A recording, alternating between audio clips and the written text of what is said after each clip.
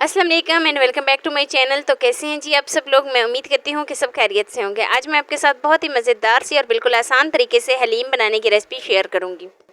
तो चलिए जी शुरू करते हैं अपनी आज की वीडियो। बिस्मिल्लाहिर्रहमानिर्रहीम। अच्छा, यहाँ पर मैंने 4 दालें ली हैं, दाल माश, दाल मूंग, दाल मसर और दाल चना।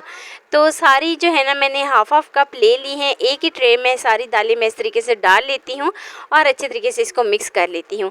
साथ ही मैं इसमें पानी डालती हूँ और 3 से 4 पानी में इनको अच्छे तरीके से धो लेती हूँ। इस तरीके से हम जो है ना थोड़ा सा इसके हल्के हाथों से इसको मसल कर हम धो लेते हैं। धोने के बाद अभी मैं इसको प्रेशर कुकर में डाल देती हूँ। साथ ही प्रेशर कुकर में डालने के बाद इसमें फिर से पानी डालती हूँ। पानी में तकरीबन इसमें 2 गिलास शामिल करूँगी। 2 बड़े गिलास में भरकर इसमें पानी डालती हूँ और कवर कर देती हूँ। तकरीबन 7 से 8 मिनट के लिए सीटी लगा देती हूँ। तो लीजिए जी नेक्स्ट स्टेप की तरफ चलते हैं। एक कढ़ाई में 1 कप के करीब मैंने घी ले लिया है। घी जैसे ही अच्छे तरीके से मेल्ट हो जाए तो मैं इसमें प्याज ऐड कर देती हूँ। 2 से 3 अदद मैंने मीडियम साइज़ के प्याज लिए थे जिसको मैंने स्लाइसिस में कट कर लिया था। और अभी मैं इसमें टमाटर 2 से 3 अदद, हरी मिर्चें 2 से 3 अदद ली हैं, इनको भी इस तरीके से मोटा मोटा कट कर लिया है और डाल देती हूँ। अच्छे तरीके से मिक्स करती हूँ। तो जैसे ही प्याज और टमाटर का कच्चापन थोड़ा सा ख़त्म हो जाए तो फिर मैं इसको एक छन्नी में निकाल लेती हूँ। बहुत ही अहम स्टेप है, ये स्टेप आपने बहुत ही ध्यान से देखना है। अच्छा, यहाँ पर मैं इनको एक छन्नी में निकालती हूँ। देखें हल्का फुल्का जो है ना इनका कच्चापन ख़त्म हो गया है। तो अभी मैं इनको जूसर के जग में डालती हूँ और अच्छे तरीके से इनको ब्लेंड कर लेती हूँ। तो गरम गरम घी में फिर से जो मेरा बैटर बन गया था वो मैं इसमें डाल देती हूँ। बैटर सारा ऐड करने के बाद इसको अच्छे तरीके से मिक्स करती हूँ। तो अभी मैं इसमें कुछ मसाले ऐड कर देती हूँ। मसालों में सबसे पहले जाएगा 1 टीस्पून कुटी हुई लाल मिर्च जाएगी। 1 टीस्पून मैं इसमें धनिया पाउडर ऐड करूँगी। 1 टीस्पून इसमें नमक ऐड करूँगी और थोड़ी सी मैं इसमें सुर्ख मिर्च ऐड करूँगी। थोड़ी सी 1/4 टीस्पून में इसमें हल्दी ऐड करती हूँ। फिलहाल मैं इतने ही इसमें मसाले ऐड करूँगी और अच्छे तरीके से इसको मिक्स कर लेती हूँ। अच्छा, मसाले की हम बुनाई करेंगे 6 से 7 मिनट के लिए। अच्छे तरीके से हम मसाले की जैसे ही बुनाई हो जाएगी तो मैंने इसमें बोनलेस चिकन लिया है, ये वज़न में आधा किलो है। तो चिकन ऐड करूँगी, अच्छे तरीके से इसकी बुनाई कर लेती हूँ। तो देखें जैसे ही मसाले की बुनाई भी अच्छे तरीके से हो जाएगी, चिकन की बुनाई भी अच्छे तरीके से हो जाएगी तो साथ ही इसका कलर चेंज हो जाएगा। तो कलर चेंज होने के बाद अभी मैं फिर से एक दफ़ा अच्छे तरीके से इसको मिक्स कर लेती हूँ। मसाला देखिए अब कितनी गाढ़ी ग्रेवी बनी है। तो यहाँ पर जो है ना मैंने इसलिए इसको ब्लेंड किया था क्योंकि जब हम दालें ब्लेंड करते हैं तो मसाला जो है उसको भी अच्छे तरीके से अगर कर लें तो बहुत ही जायकेदार हलीम बनती है और बिल्कुल एक जैसी। तो अभी देखिए मैंने इसमें पानी डाला है 2 से 3 गिलास। तो अच्छे तरीके से मिक्स करती हूँ पानी डालने के बाद और इसको कवर कर दूँगी। कवर मैं 7 से 8 मिनट के लिए करूँगी ताकि जो मैंने इसके अंदर चिकन ऐड किया है वो बिल्कुल सॉफ्ट हो जाए। तो देखें 6 से 7 मिनट हो जाने के बाद जो है ना मैं चिकन सारा निकाल लेती हूँ जितना भी मैंने इसमें ऐड किया था।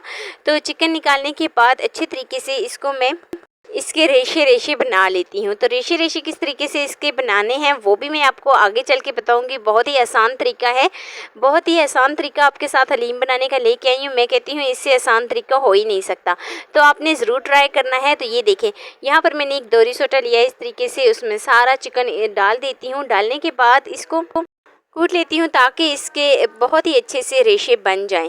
तो काफ़ी हद तक देखें जी चिकन के रेशे बन चुके हैं। अभी मैं इनको एक बर्तन में निकाल लेती हूँ, एक प्लेट में निकालती हूँ। ये देखें एक दफ़ा मैं आपको करीब से चेक कराती हूँ। तो इस तरीके से हाथों से फिर भी अच्छे जो है वो नहीं बनते, लेकिन इस तरीके से बहुत ही अच्छे से बन जाते हैं।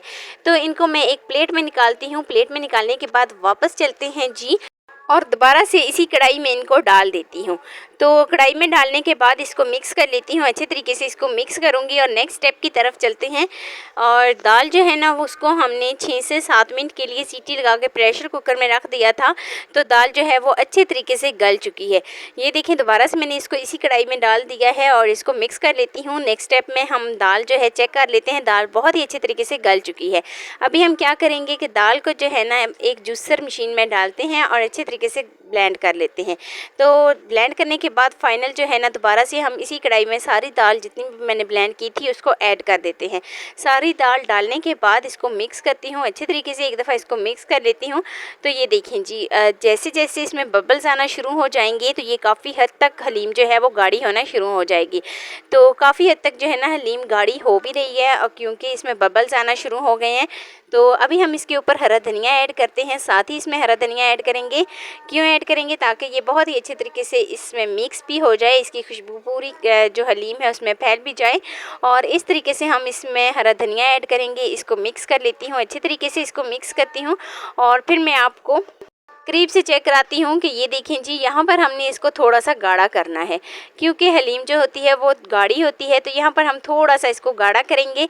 तो इसलिए हम जो है ना अभी फ्लेम हमारी लो टू मीडियम फ्लेम पर 6 से 7 मिनट के लिए मैं इसको पकाती हूँ ताकि ये मज़ीद गाढ़ी हो जाए। तो लो टू मीडियम फ्लेम पर 6 से 7 मिनट हो जाने के बाद अभी देखें जी हलीम जो है वो काफ़ी हद तक गाढ़ी हो गई है। यहाँ पर मैं फ्लेम को कर देती हूँ ऑफ़ और नेक्स्ट स्टेप की तरफ चलते हैं।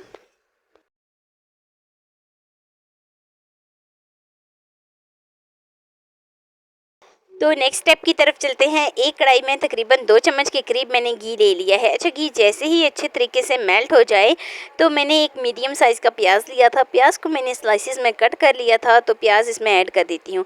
प्याज के ऊपर जैसे ही गोल्डन सा कलर आ जाए, अच्छे तरीके से फ्राई हो जाए, तो 1 चम्मच के करीब मैं कूटा भुना हुआ ज़ीरा ऐड करूँगी।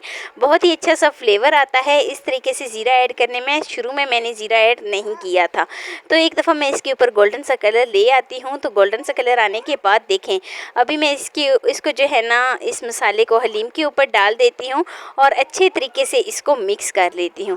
तो मज़ेदार सी हमारी हलीम जो है वो मिनटों में रेडी हो गई है, बहुत ही आसान तरीके से, और ये सबसे आसान और बेहतरीन तरीका है, आपने ज़रूर ट्राई करना है।